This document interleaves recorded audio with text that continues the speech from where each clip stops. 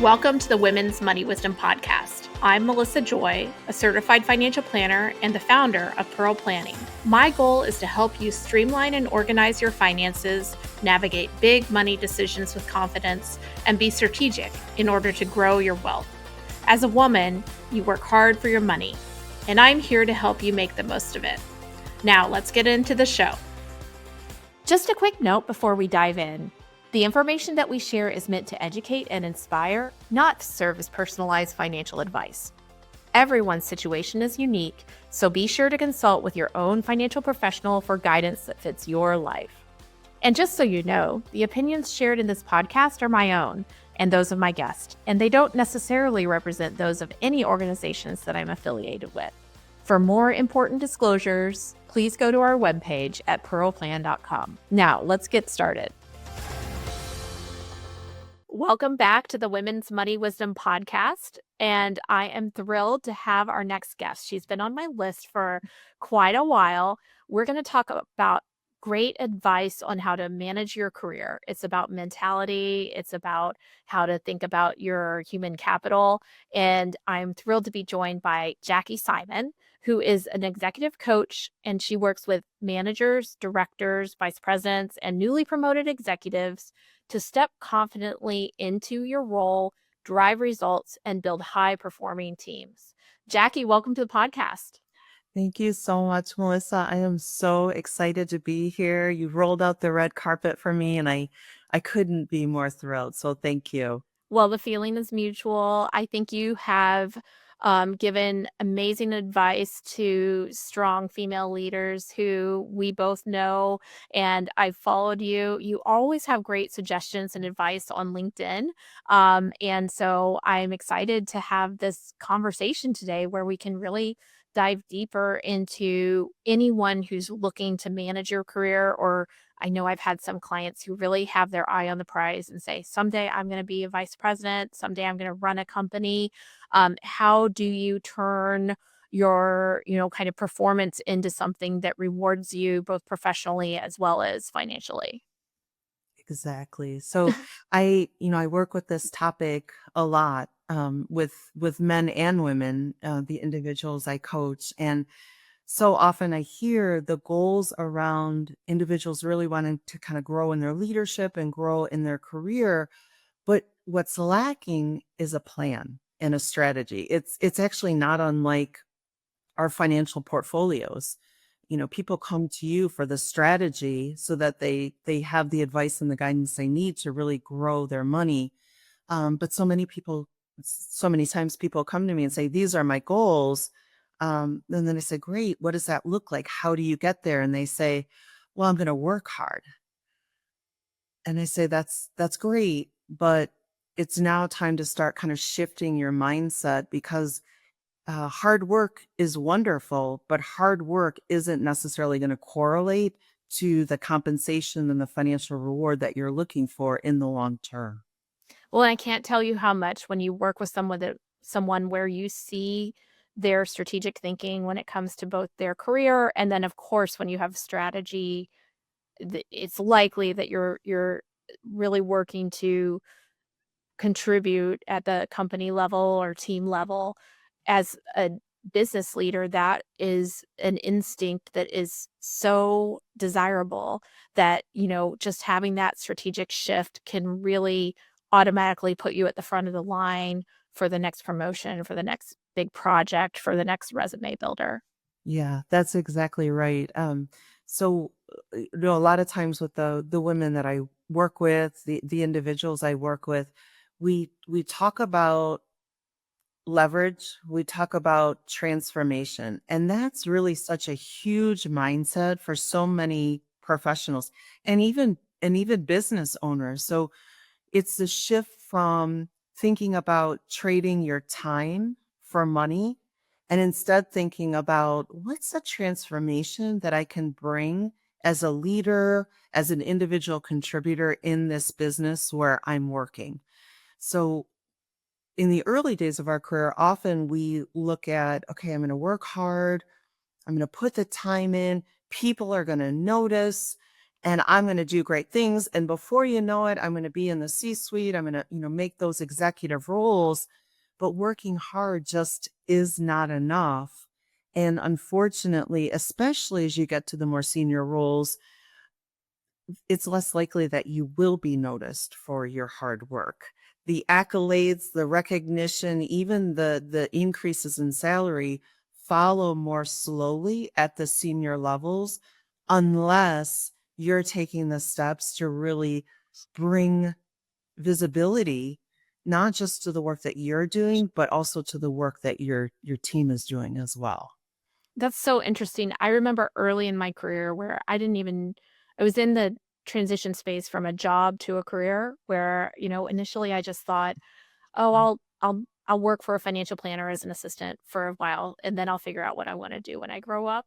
That's right. Um, but I would try to, kind of pull together the work resume, and I really felt like it was back when the TV show Survivor was first coming out. It was like a game of Survivor, like, what do you want to present? How can you be valuable? Things like that, and I think, if I'm, like, talking to someone who may need services like yours, how would you be able to tell whether you just were, like, putting in the work versus having a strategy? Like, what would be the distinguishing features between, "I will always put it," "I always do my best," and, as m I in as broad of a stroke as I can versus a strategic thinker when it comes to my career? A lot of it comes through how the individual shows up when they come to me and what the current challenge or kind of what their current reality looks like. So it really depends on the challenge that the individual comes to me with. But inevitably, especially at the senior levels, this topic will come up. So interestingly, I had a client session yesterday, and one of the things that she asked me, and I get asked this question quite a bit, was we were talking around the challenges of I'm putting in the work. I don't feel like I'm getting anywhere with my team or my impact. I feel like the only way to prove myself is to keep working harder. And then at one point in the session, she said to me, do people come to you a lot with this? Like, is this a common challenge that people bring to you? And I said, oh my gosh, Melissa, if I could even had a dollar for the number of times that executives came to me with that, I would be retired right now. You would have set me up with this amazing financial strategy, and I'd probably be on the casino on the strip right now, blowing some of my retirement on craps. But it definitely is something that comes up quite often is around this concept of wait a minute, and this aha moment of I'm not working to prove myself anymore because I'm already at the table. Now I'm working for what's next in my career. And the way to get there is by showing other leaders, showing the company what I can do now and growing a successful team behind me so that when I step up and step into the next role, there's somebody else that can take my role. In fact, yesterday, part of the conversation was, and this comes up very often for men and women, was um, I'm afraid that I'm going to put myself out of a job. And so that's why when I could be doing all this work to research and really come up with strategy and be proactive in my work, but I'll open up Windows in my browser and put away all the things that I bookmarked because I'm waiting for the next emergency or the next issue that my team is going to pull me into. And I said, yeah, that's a really common idea, this fear of being replaced, but that's actually what you're working for.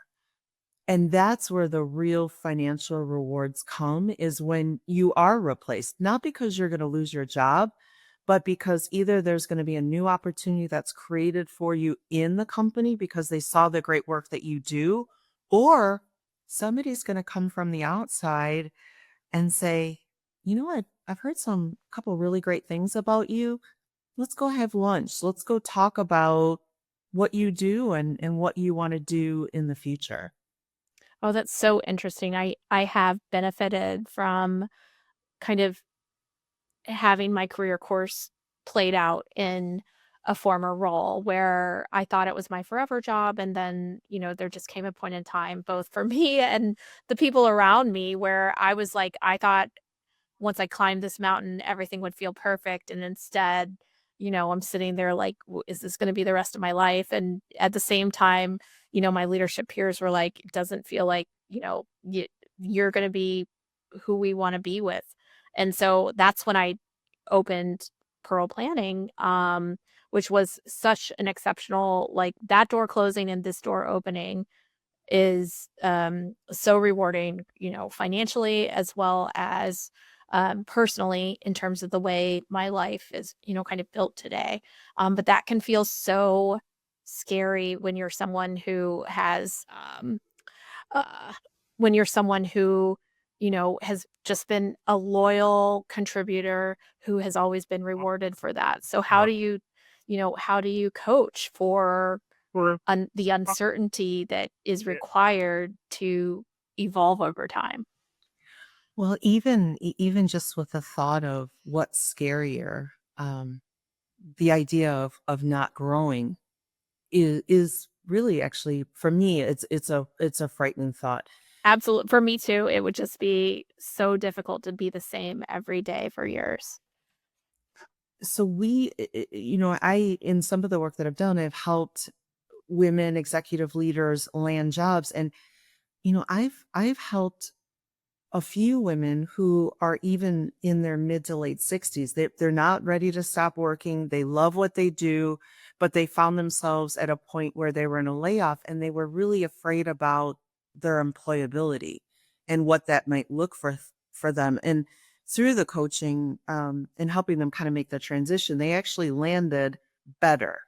And that's always the goal. The goal isn't to go backward no matter what age you are or where you are in your career, male or female. The goal is to always be moving forward.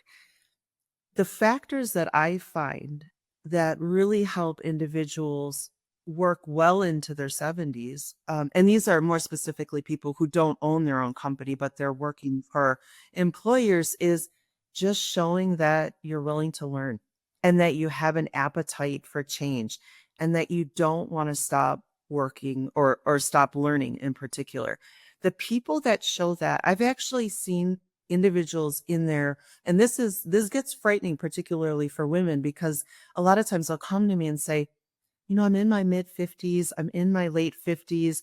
I find myself in this position of having to find the next job. I don't have a means to retire, but I'm really afraid that no one's going to hire me.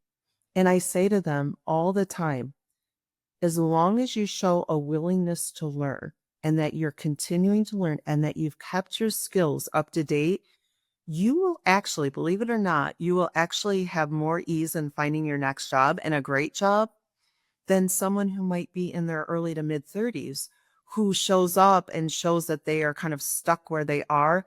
And more importantly, they show that they're they're not a learner. They're closed. There's this idea around active open mindset and closed mindset. So Mhm. the more you show up with an open mindset, the more likely that you will have opportunities well into the future. I also find this comes up very often. People who want to make a job shift, especially in this economy, I'm hearing it more and more. People will say to me, if I have to take a step backward in pay, I'll do that. Because once I go into the company and I show my boss how hard I work and the great work that I do, they're going to reward me. And I'll say, the time to get the money is going in. Mm. So, and I say to them, I say, I'm not the coach that you want to work with if you're willing to either stay where you are or go backwards to get the break that you want. There's also this idea of, well, if I'm switching industries, I'll probably have to take a step back. And I'll say, no, you don't. And that's not the mindset that I recommend that you go in with. Go in with the mindset around what you're going to do in the company, the transformation and the impact that you'll make, regardless of the industry that you're in, regardless if this is a new industry for you. And that's what you base your value on. So go in and get the money, because the money doesn't follow once you're in the company traditionally, unless it's a Hmm. huge promotion. And then if it's a promotion, negotiate. Even if you're in the company, negotiate for your salary. A lot of times your boss will come to you, HR will come to you and say, well, this is kind of the level. So, like, you're a level 7 executive, this is the pay and comp that comes with it. But if it's not the level that you want to be at, then ask for more. Tell them, well, based on the responsibilities, based on what I know I'm capable of doing, this is what it needs to look like. And be willing, be brave, be willing to be told no. You're probably not going to lose your job, but you may hear no. And then that's a point where you decide, is it time for me to move on? And the reality is you're more likely to get more money making moves than you are staying in the company that you are in currently. So you got to kind of find that sweet spot of when it's time to move on, because it's time to be seen for what you're capable of doing and for the compensation that you deserve. So interesting. I also think when you ask for more, you are automatically, once you start that ask, if there's not, kind of bad blood, which is on them, not you necessarily, then you are automatically, your employer knows the next time they review a salary pool or do, annual increases, they know you are engaged and proactive. And that automatically creates an assumption that they will probably work you in first for the bumps if there's like a limited budget.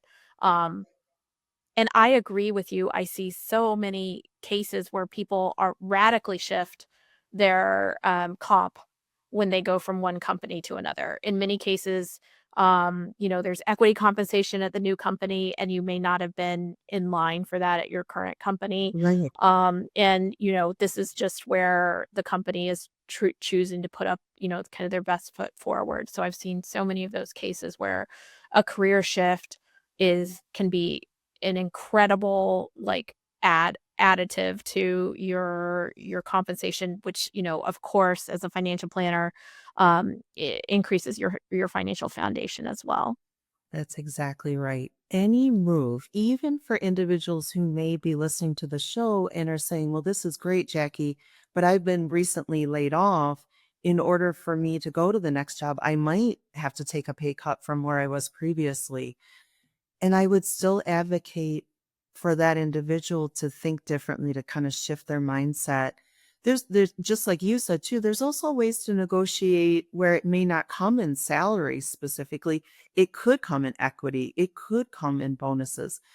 And the way to truly understand what your value is not to have the conversations internally with HR, with your boss, with senior leaders, but to have the conversations externally. Reach out to people, start to understand based on the work that you're doing in your company, what does that look like elsewhere? Get advice. But that's one of the really biggest pieces of advice that I could leave individuals with today is always be talking and thinking and networking outside of the company, Mhm. because you got to be doing your research.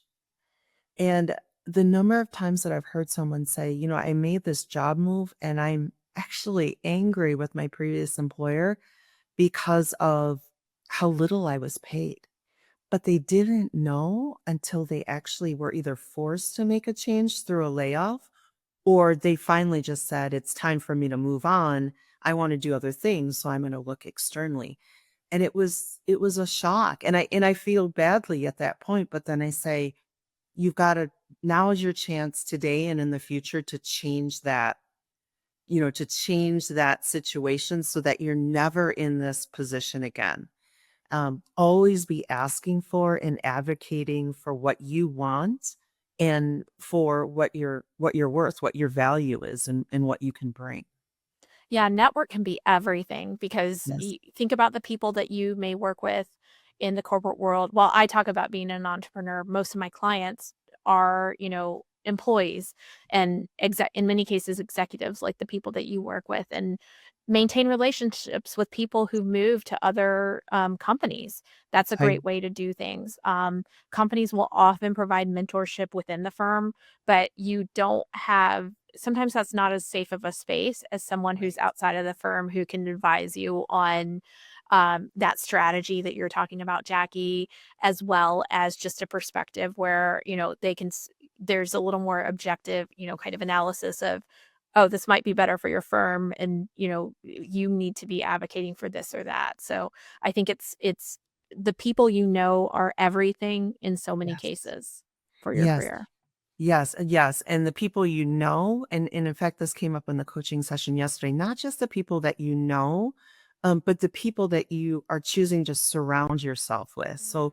what came up in that coaching session yesterday was find the leaders, 3 to 5 leaders within the company that you admire, who are doing the things that you want to be doing or who you're anticipating are comped at the level that you want to be comped, and get to know them Mhm. and learn from them.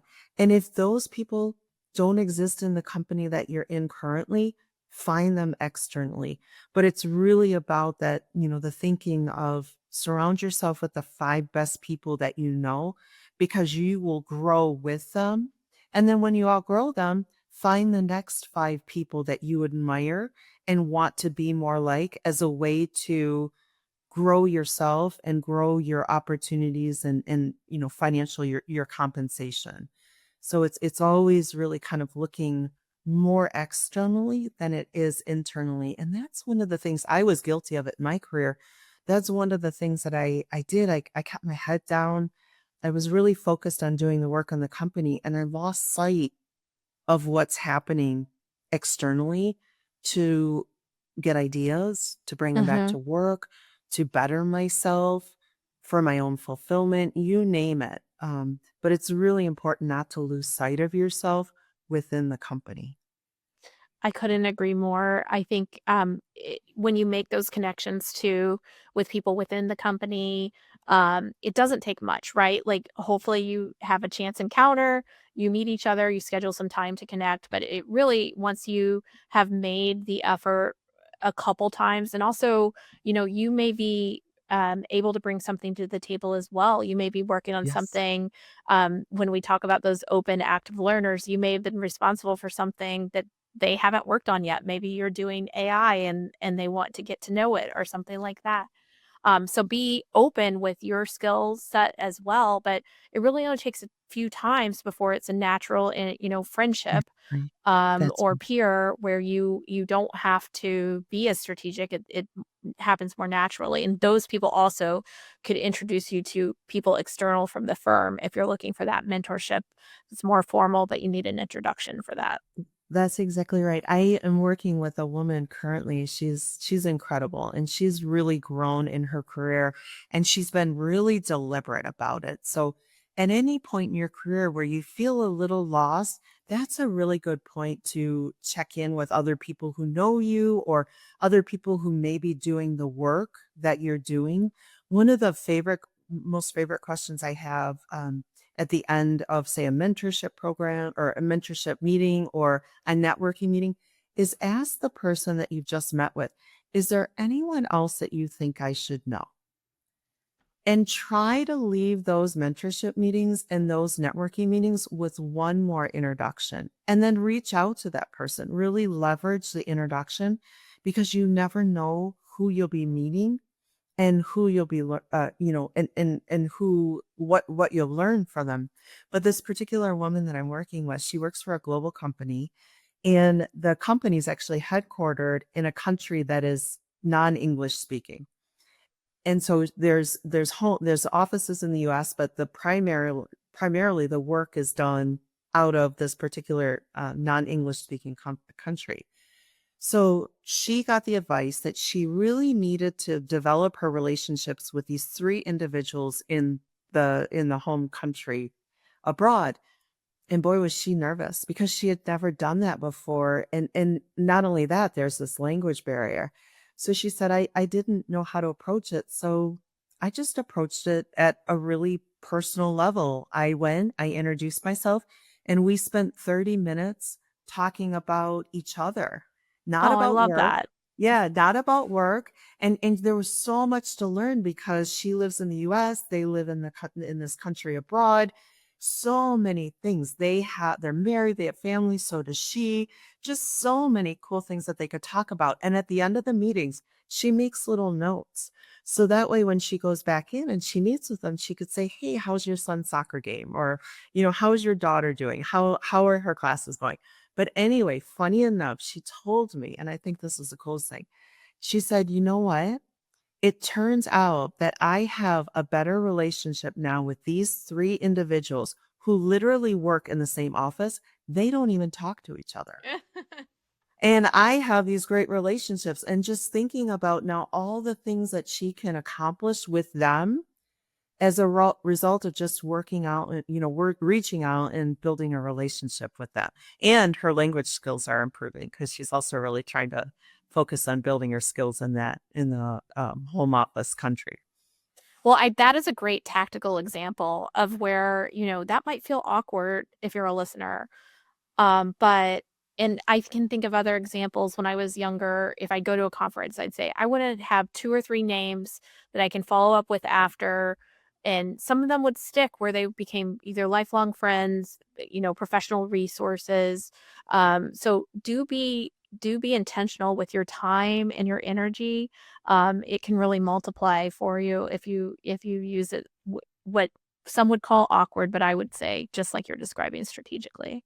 That's exactly right. And let's be honest, it is awkward. I'm not here to say that it isn't awkward. We were just talking earlier, you and I, Melissa, that my family and I moved here to Las Vegas 5 years ago. And talk about, there's this common thought about how difficult it is to make friends as an adult. And boy, did I feel that, and especially we came here during COVID, when we were all masked. So trying to build these relationships with masks on, right? And then all of a sudden the vaccines start rolling out and the masks come off. And then I had to like reacquaint myself with what the person really looks like. And that was like awkward all over again because I had these ideas of what they look like. And it turns out that's not what they look like. So I live it all the time because of living in Vegas. It's such a great conference town.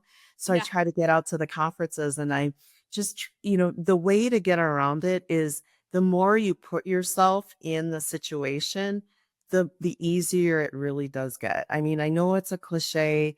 I know everybody says it, but it is really true. Just putting yourself out there, it does get easier. Well, that's so valuable. I think nowadays too, I've run into so many people who either aren't loving their job or also feel uncertainty.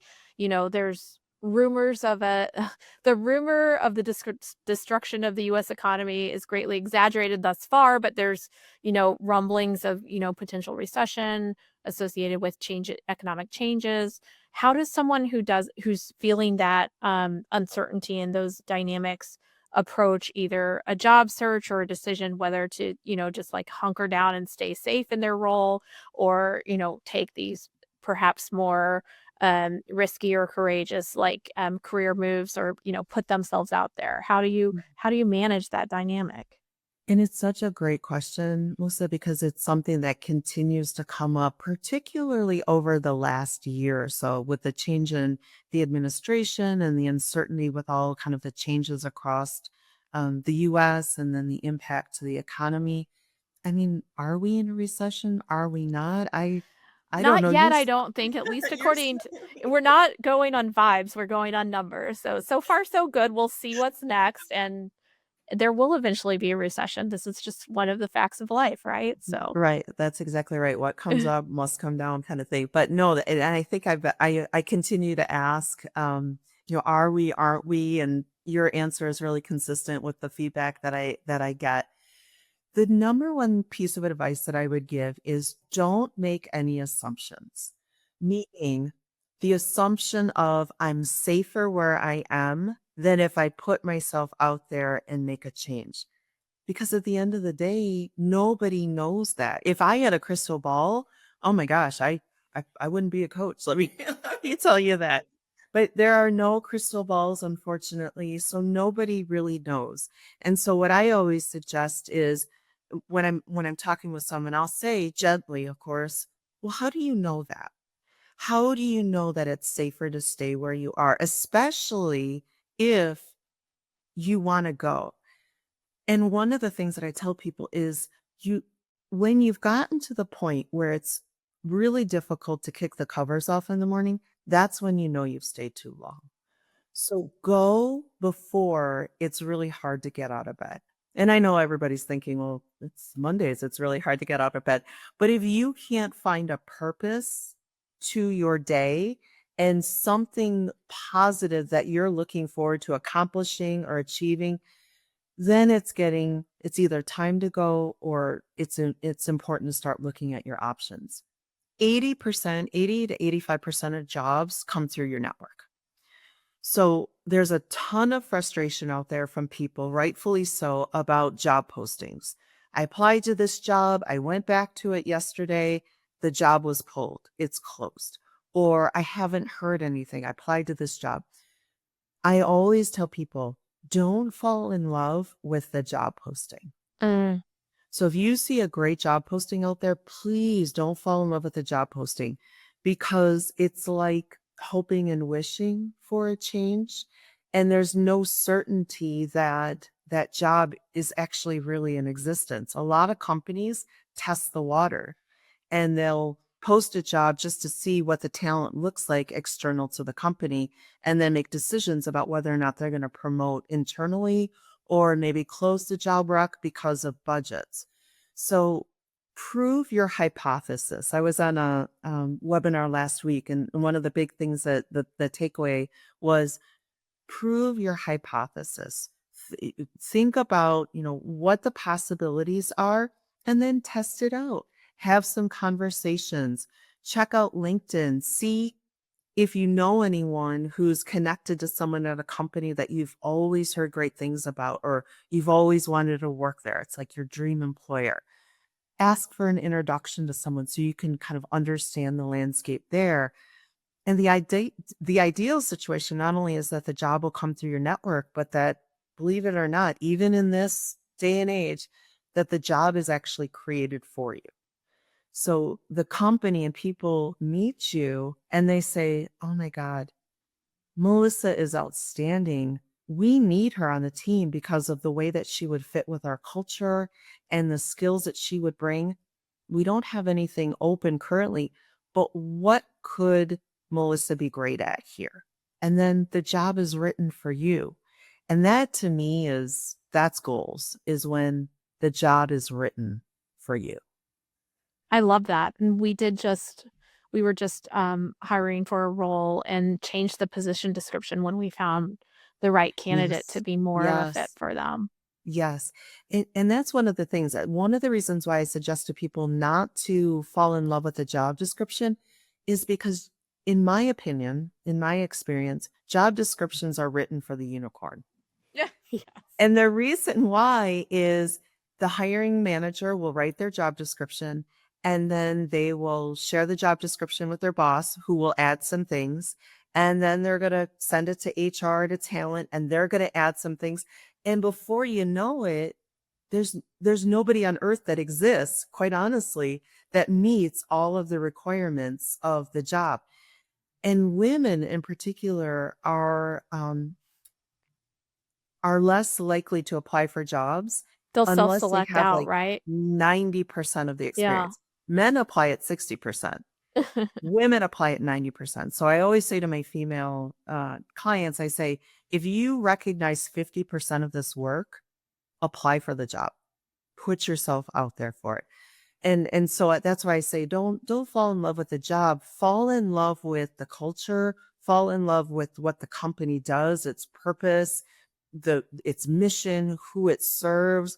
Fall in love with the people that you would get to work with, but not the job, because jobs can come and go. It's about what you can do as your greater purpose that really has the meaning and has the compensation that follows.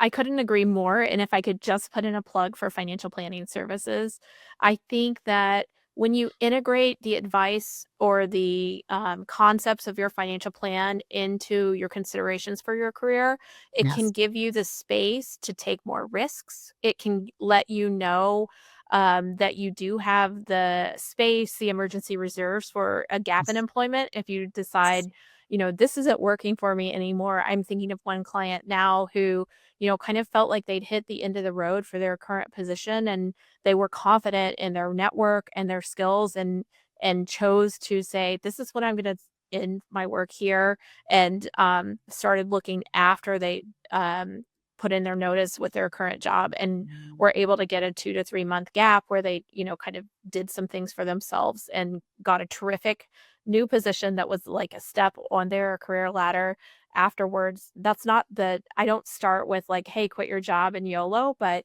that can work, and you can also know, like, if you're kind of in a dead end, hey, you've got some space to make some decisions and to advocate for yourself, to invest in an executive coach, all of those good things, because that your financial plan and your financial circumstances can make a big difference in what you can decide to pursue, I feel like.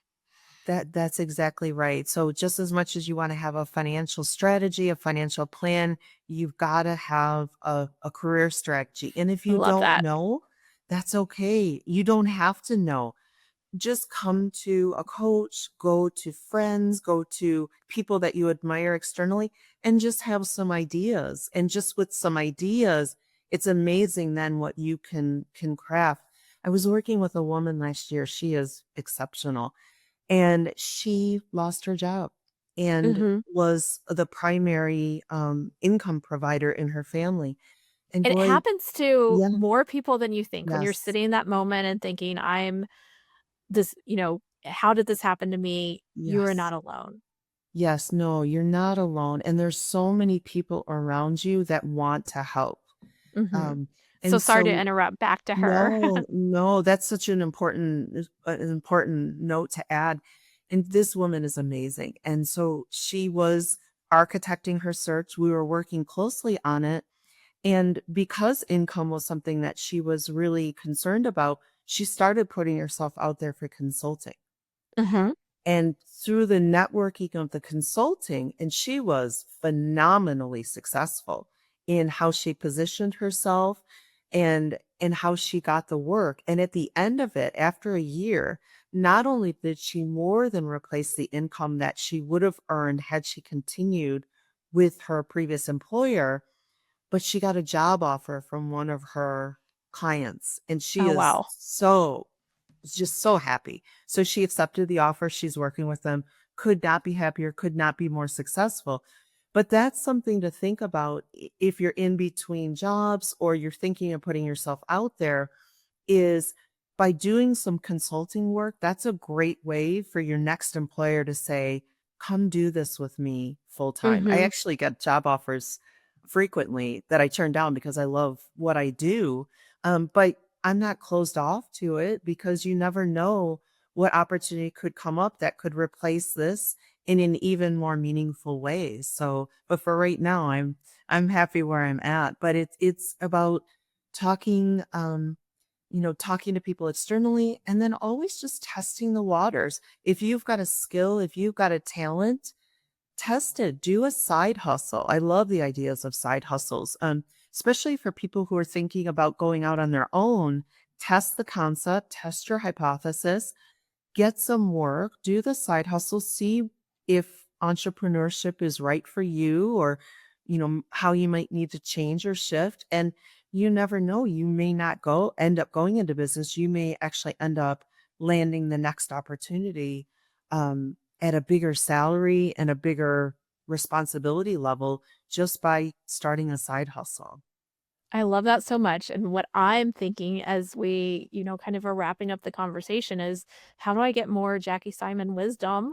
And so tell us a little bit more about where we can find you, follow you, and for those, listening who are really looking to, kind of turbocharge their own executive journey, how do they work with you? Oh, thank you so much for that. So I love that. We want more Jackie Simon. I should make bumper stickers. Um, you can find me. So I have my websites at jackiesimoncoaching.com. I have a very regular and intentional presence on LinkedIn. And I think you'll be sharing out my Yes, LinkedIn everything's profile. in the show notes. We'll be happy to Per- do that. Perfect. But I take a really intentional stance towards sharing knowledge with individuals because knowledge is power. So I'd love for you to follow me on LinkedIn, and feel free to reach out. One of the things that I offer anyone who's interested in coaching is a free discovery call. Because if you're exploring coaching for yourself and really thinking about having, whether it's your executive strategy or your career strategy, make sure that you're working with a coach that really gets you, that you really vibe with, because chemistry is probably the most important thing in a coaching relationship. Yes, the results are important, but you get the results by having a voice with your coach and through the chemistry and the vibe that you have with each other. It's amazing the things that you can accomplish together. So check out JackieSimonCoaching.com and then please follow me on LinkedIn. I love to meet new people, especially if you're here in Vegas, Yeah. in Henderson, Nevada. Meet new people, connect with new people. Always happy to share out and give people ideas so that they can just continue to grow in what they do. Well, the next time I'm in Vegas, I'm gonna try to see if we can pencil in a lunch, and Yes. thank you, Yes. Jackie, for your advice. I already just, am embracing the reminders that, your career isn't something that happens to you. That's You own that and the results and outcomes from it, and, we could all use those reminders on the opportunities to really, be strategic in our thinking when it comes to our career. that's exactly right. Thank you for joining us, and have a great week. Thank you.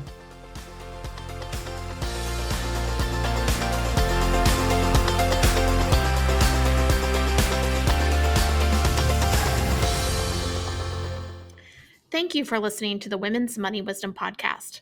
If you found value in this episode, the best way you can support the podcast is to forward an episode to a friend or leave a review. Go to pearlplan.com and the podcast link to get all the resources and links mentioned.